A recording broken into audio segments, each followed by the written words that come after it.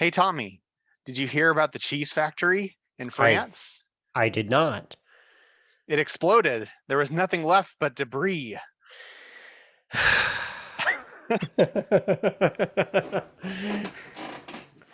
I apologize to everyone that had to hear me do that.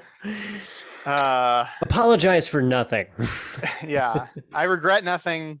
If you don't like dad jokes, get out. Yeah, yes.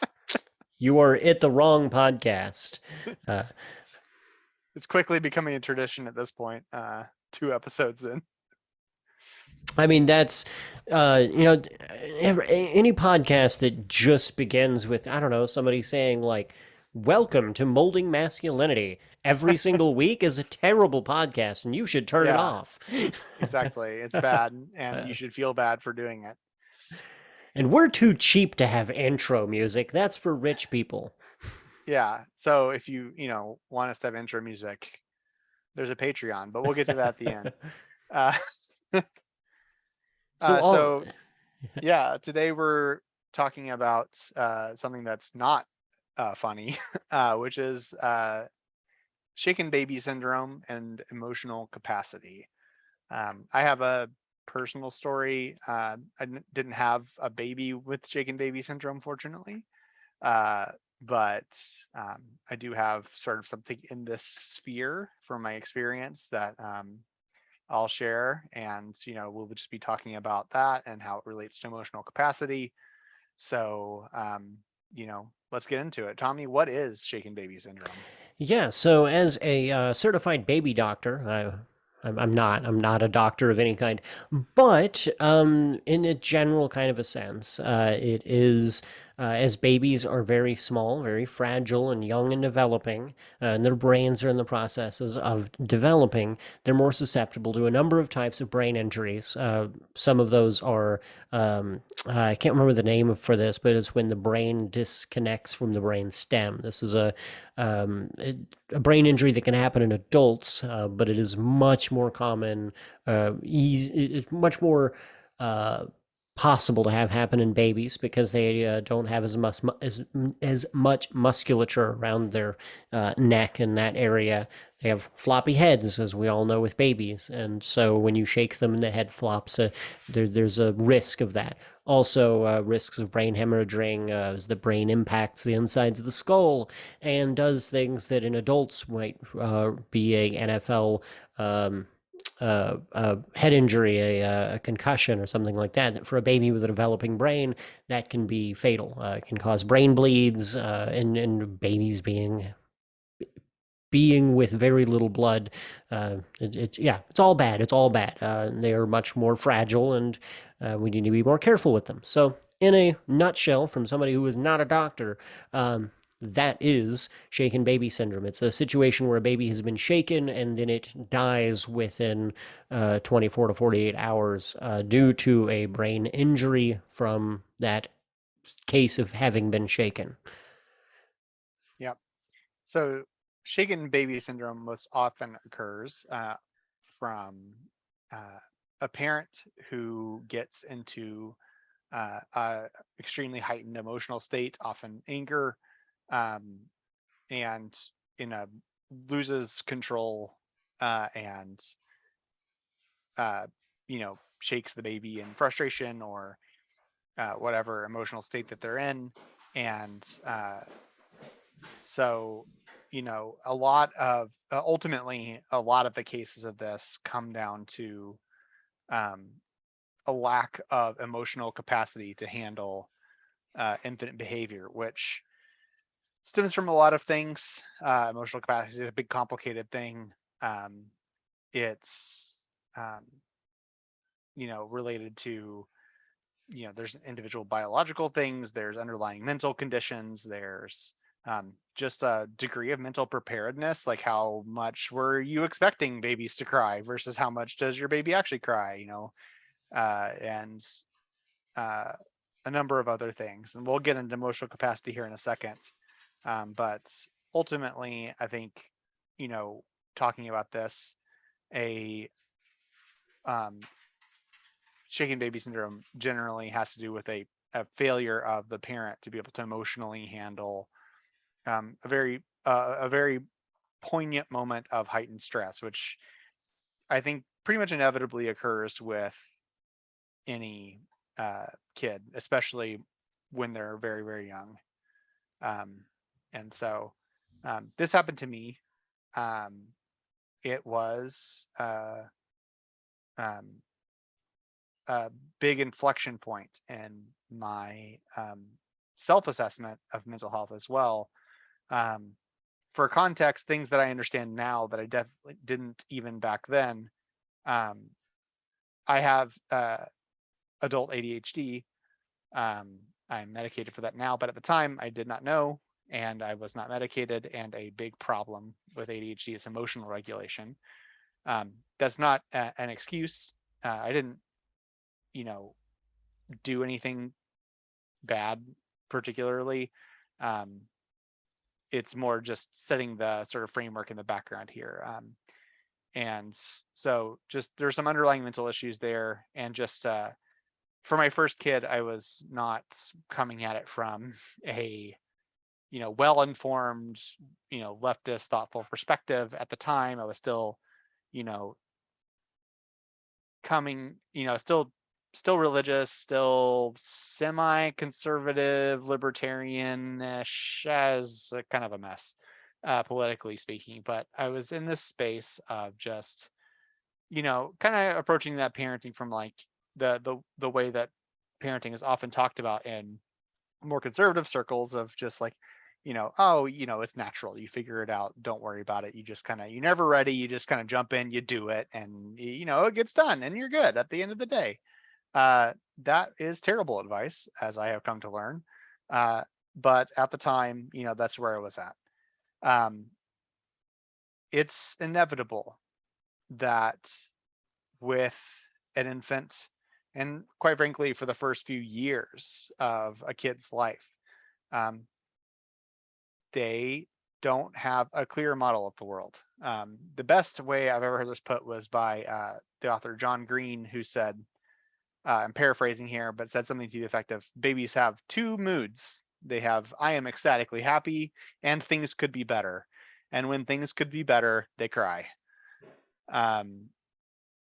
And so that's a lot to take, especially in an instance where that's happening a lot. Uh, my baby wasn't colicky, but certainly, any baby is eventually going to hit a moment where they want something, they can't communicate what that is. Even if they could, it might not be reasonable, and they just keep crying. They won't stop. And for one reason or another, you can't or won't separate yourself from the situation.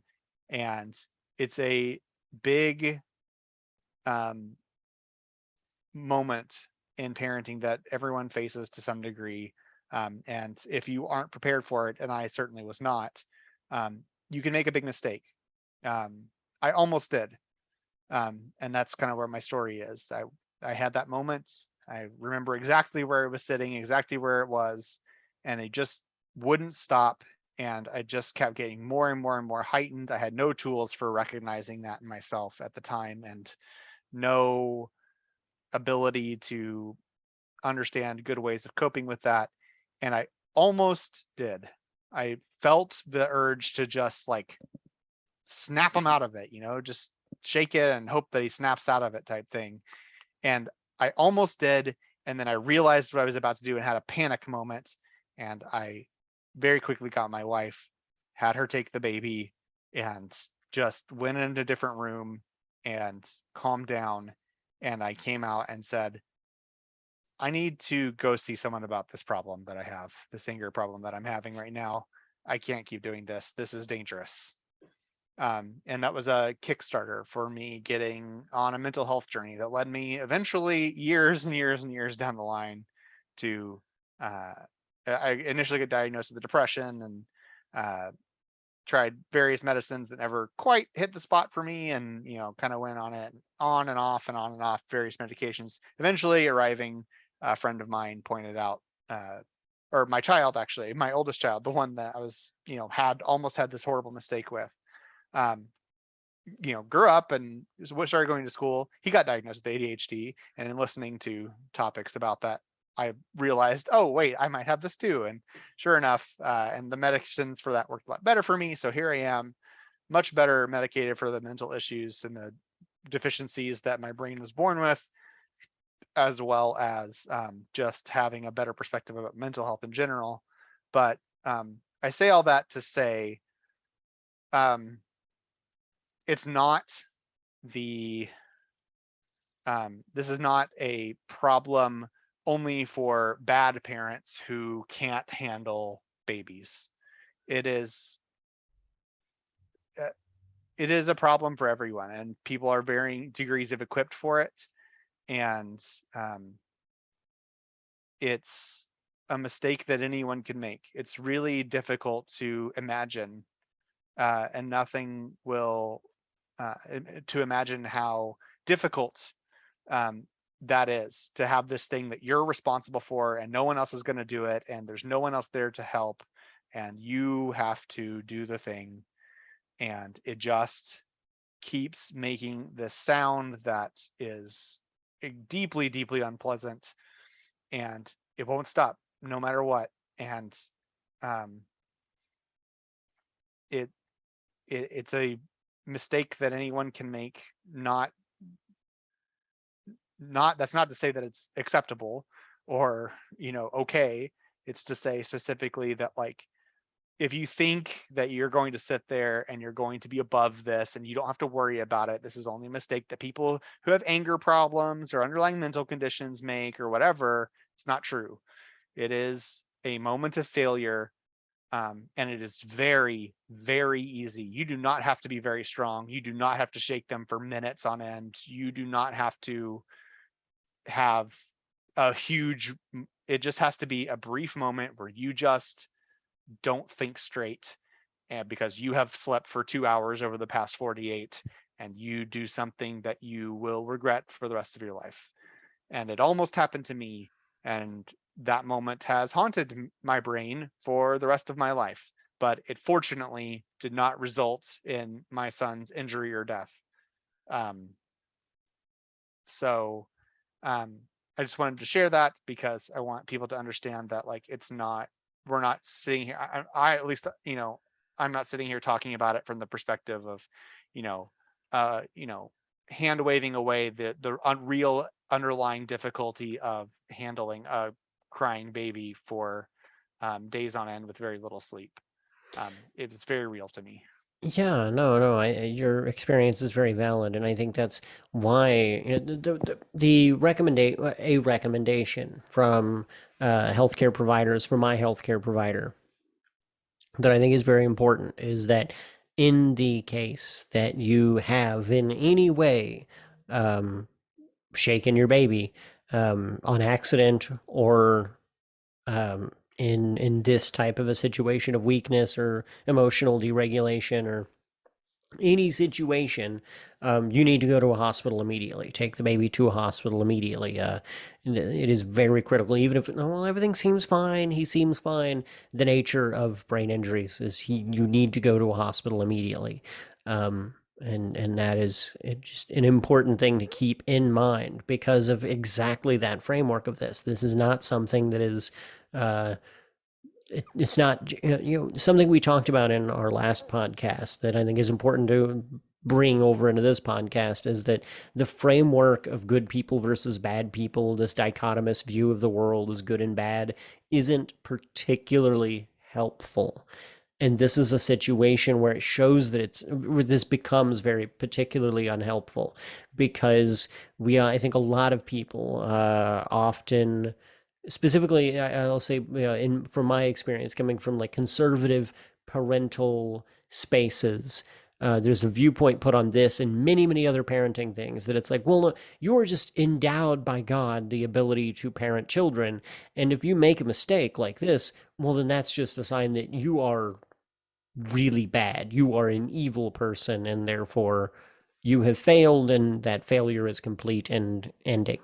Um, and that is not a helpful framework. And I'm not, I'm not approaching this from a philosophical point of view of what is, a right or incorrect framework. I'm saying this isn't a helpful framework because once that framework is in place, there's no way to correct behaviors and cause improvement. It is much more helpful to look at these situations as from the behavioral and from the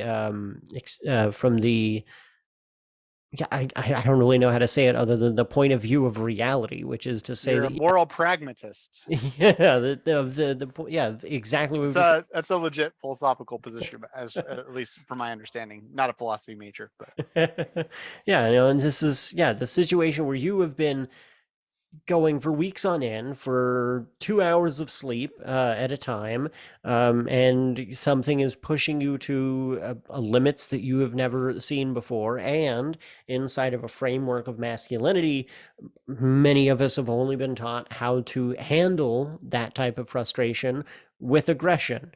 Um, so that's what we result to without thinking about it. Our hindbrain acting without our forebrain acting, which is not the most medically accurate framework, but either way, we're going to come to that when I talk about some advice for prevention for this. So something we've already talked about, of course, is just mindfulness of your situation, recognizing these environments when they are approaching and when they happen.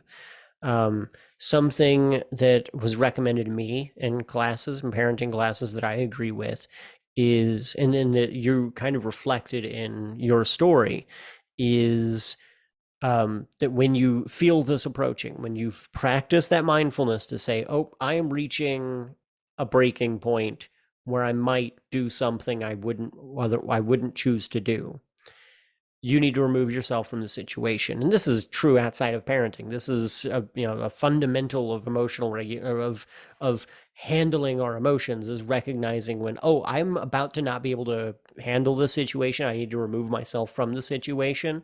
And so that's, set set the baby down on its back in a in a safe bassinet, or however the yeah, or safe crib situation. or Yeah, whatever. yes. Yeah. And and in a safe space, safe environment, and step back. Just step back. Step out of the room if you have to. I think you brought an important point into this of go ahead. Yeah, yeah. Well, and one thing I'm going to interject here is something that I have in hindsight that I did not have at the time. Um, I heard a lot of like advice related to this and anger management and all kinds of stuff that was this kind of like, oh, well, pay attention. And when you start to feel that way, step away or breathe or count to 10 or whatever, any number of things. I understand now that because of a brain deficiency, that was not my experience. And I just assumed that people were just good at this and I sucked at it. But so if you're hearing some of that and your reaction is like, yeah, okay, that's nice, but like the thing is, I get mad really fast or I get upset really fast and I don't ever notice when it's happening. It just goes from 0 to 100. That was my experience. That's how I almost made the mistake, because it went from 0 to 100 to 200 to 300, because that's how crying babies operate if you're, don't have any good emotional regulation. Uh, and if you have that feeling of like you go from 0 to 100, I'm not going to certainly diagnose anyone here. Go get checked out. It may not be anything. Maybe it's a particular problem that you have and it's not related to it. But for me, that was a very clear symptom of ADHD, which that inability to emotionally regulate has to do with the brain deficiency in my executive system. So like my point being, like, this advice works for neurotypical people. And if you're hearing this advice and think like, yeah, that's nice, I hear that all the time, but it doesn't really work, maybe go get checked out, because you may need medication to regulate your brain to a more neurotypical state. Because when you have a small thing that you're responsible for, it's one thing to be like, oh, well, maybe the world should be arranged to be, more friendly to neurodivergence. And then there's like I can't control my anger and I shake a baby. Like there's no amount of changing the environment of, you're not going to change the environment of babies crying. You're not going to change the environment of having an emotional reaction to that. Like you need the medication.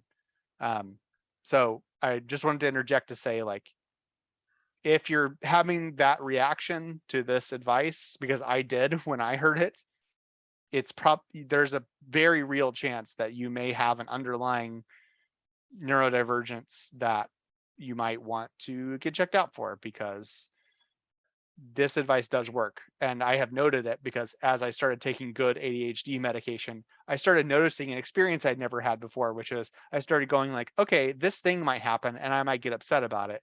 But when it happens, I'm going to decide right here and now that I'm going to react like this and I'm going to have this kind of thing. And I was like, oh, I never approached this thing. I never had the mental space to even have that thought process of thinking in terms of paying attention to my own state and recognizing when I'm going to do that thing and having a planned reaction to it and all that stuff. So I have the experience of both sides of that, and it is real. Like the thing, this advice is real for people that have functioning executive systems. Yeah, and I mean, and so another piece of that advice that I got that, for similarly to me, is was not a fully complete piece of advice, is breathing exercises. So, okay, so you set the baby down. You don't let perfect get in the way uh, uh, what's the word I'm trying to say here? Not Um, the enemy of good. yeah, don't let perfect become the enemy of good. Set the baby down, step aside. The baby's going to be okay. It's safe. It's fine. Um, and then they say to do breathing exercises, and the breathing exercises they give are just breathe in, breathe out, breathe in, breathe out. Do it to a count of 10 or whatever. And that for me is an incomplete one. Like, okay, that doesn't help me. That does not has never helped me when I'm in a overstimulated situation. Um, However, a huge turning point for me fairly recently was shared to me from somebody who suffers from PTSD. And there's things I won't get into that are lead to traumas that like trauma issues that I have, issues with trauma response. So this is typically where I'm entering a space where I need to go through a breathing exercises where I've ran into a trauma response.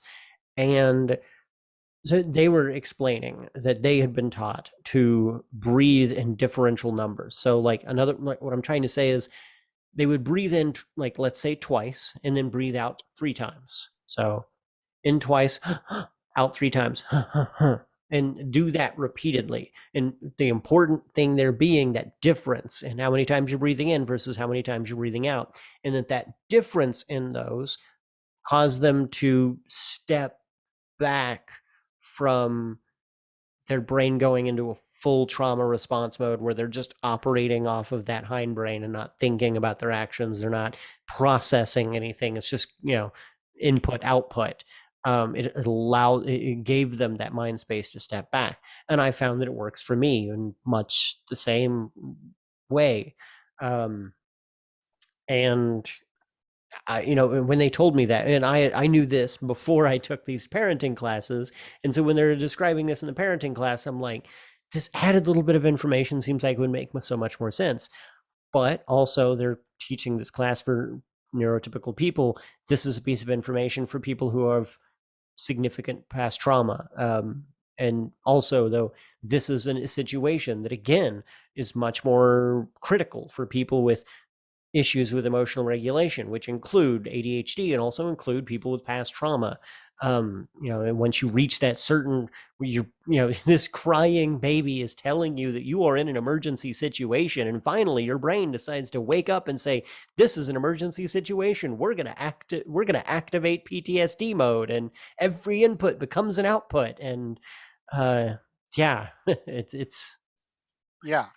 And I'll sort of like add to this sense of, you mentioned don't let perfect be the enemy of good, and I want to give that like enough emphasis here, because this is a lesson that you know I learned through my experiences with my kids when they were very young, which was a repeated lesson that applied many times over, um, in that like you have to consider the advice that you get and the optimal situation that is often presented to you with the reality that you exist in. For example, they'll advise you when you have a new baby to keep it in the room with you, keep it in a bassinet here, and be able to respond to it immediately and then roll back over and go to sleep. And that's supposed to give you better rest and more rest and all that stuff, unless you have a child like mine who recognizes when he's in the room with you and will refuse to go to sleep because he wants to play and have attention. And so, we agonized for long periods of time over this. And, uh, we let perfect be the enemy of good. Our adherence to sticking to the perfect put us into some dangerous situations. We were going, potentially days without sleep. And eventually, I just said, like, look, whatever, you know, potential suboptimal thing is going to happen as a result of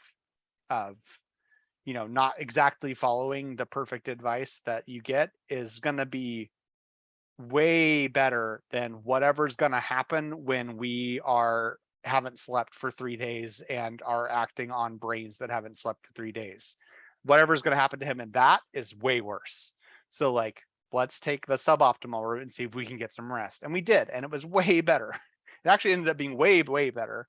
And I won't get into the full details of that story, but suffice it to say, um, you know, a lot of the advice you get is based on an average child, which is not a real child that exists, and B, an optimal situation, which is also a thing that doesn't exist. So you have to do what works as long as it's not, over the line in some way, and that you're actively risking a serious harm to your kid. Yeah.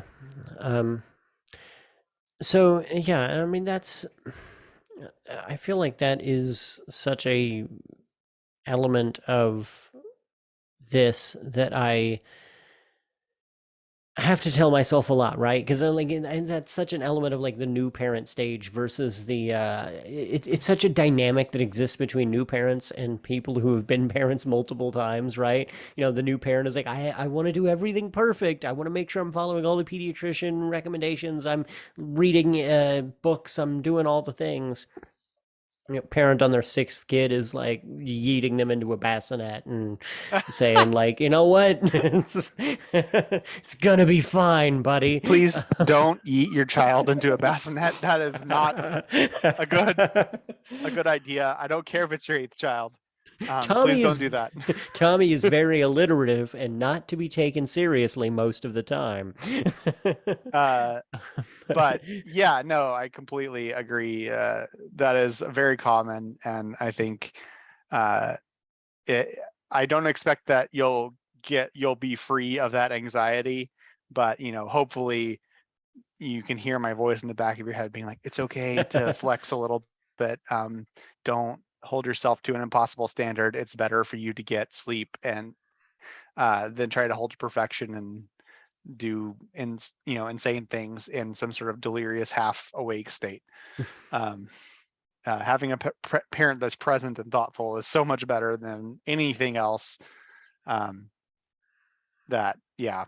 So um, all that said, I think I won't spend a ton of time on this. I think just as I mentioned, like emotional capacity. Of course, you mentioned past traumas, and I mentioned ADHD, and you know all that said, like fundamentally, if emotional capacity is a struggle for you in general and in life, there's nothing better than just getting straight up therapy to talk about what might be consuming your emotional capacity, whether that's a past trauma or some thing you haven't unpacked from your childhood or whatever.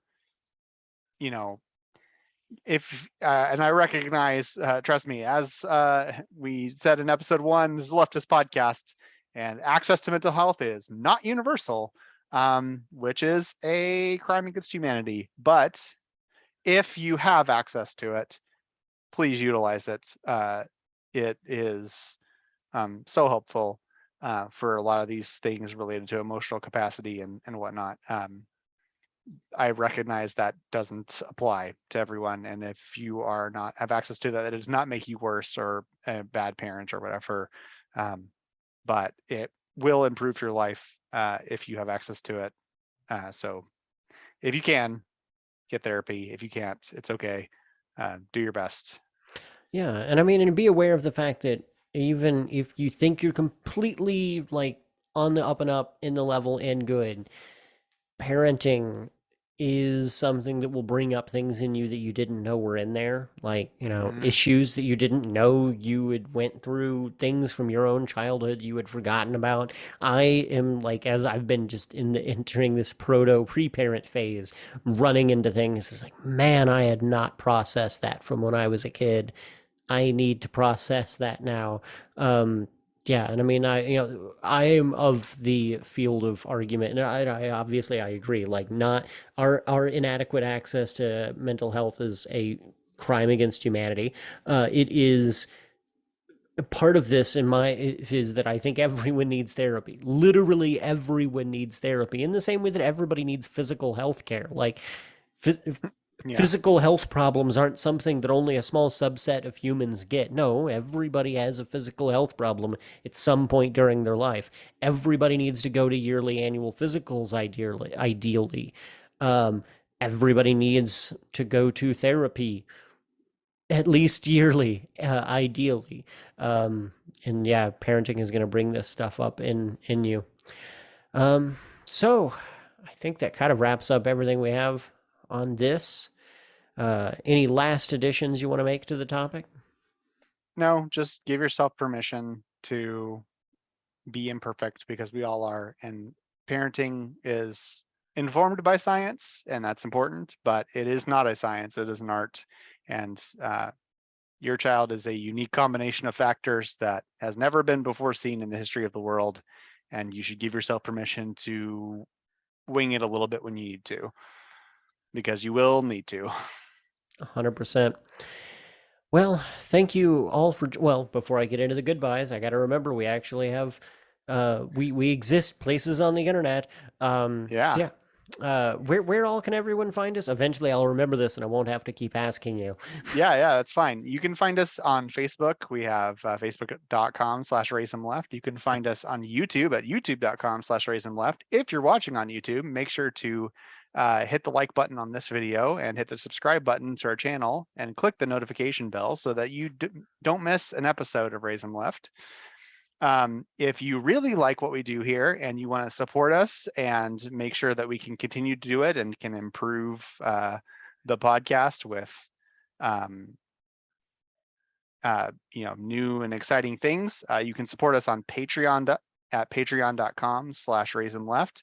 We have lots of different tiers. Every single one will get you access to the exclusive Raisin Left Discord, where you can join the community we are trying to build of parents approaching this from a leftist perspective who can support each other with advice and mutual aid and all that good stuff. And, uh, including other benefits, getting to hear episodes a week early and possibly getting Tommy or I to read your name or even up to helping us decide on the topic for an episode. So if you really want to support the podcast, check us out on Patreon. Yeah. Thank you all for joining us. Whatever time of, well, have a good morning, afternoon, evening, or whatever other time of day it is. Thank you for joining us. That was awkward as an outro. But bye, everybody.